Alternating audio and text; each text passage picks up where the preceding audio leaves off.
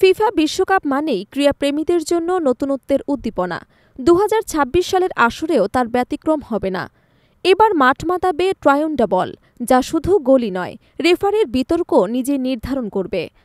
তিন দেশের আবহাওয়া, রং এবং প্রতীক নিয়ে এই বল ফুটবলকে দেবে এক নতুন প্রযুক্তি যুগের স্বাদ। ফুটবল বিশ্বকাপ শুরু হতে আর মাত্র ৮ মাস বাকি।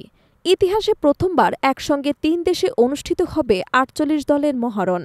প্রতিবারের মতো এবারও আসছে নতুন নতুন চমক, যার মধ্যে সবচেয়ে গুরুত্বপূর্ণ হল বিশ্বকাপের নতুন বল ট্রায়োন্ডা। ১৯৩৪ সাল থেকে ফিফা প্রতি আসরে নতুন বল উন্মোচন করে আসছে, যা সময়ের সঙ্গে সঙ্গে প্রযুক্তি এবং নকশায় উন্নত হয়েছে।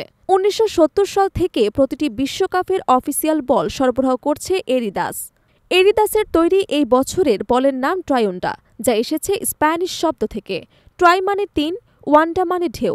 নাম থেকে বোঝা যাচ্ছে এটি স্বাগতিক তিন দেশের প্রতীক। লাল রঙে কানাডা, নীল রঙে যুক্তরাষ্ট্র এবং সবুজে মেক্সিকো। সঙ্গে মেপল পাতা, তারকা এবং ঈগলের ছোঁয়া। সবকিছুর মাঝে স্বর্ণরঙা লাইন যেন বিশ্বকাপ ট্রফির ছায়া ফুটিয়ে তুলেছে। তবে ট্রায়োন্ডা কেবল ডিজাইন নয়, প্রযুক্তিতেও বিপ্লব।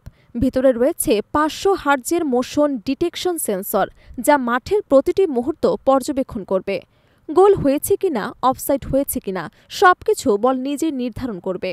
হ্যান্ডবল, স্পর্শনীয় সিদ্ধান্ত এবং ভিআর রুমের ৩টি ডেমো এই প্রযুক্তির অংশ। ফলে রেফারির বিতর্কে আর অপেক্ষা করার প্রয়োজন হবে না।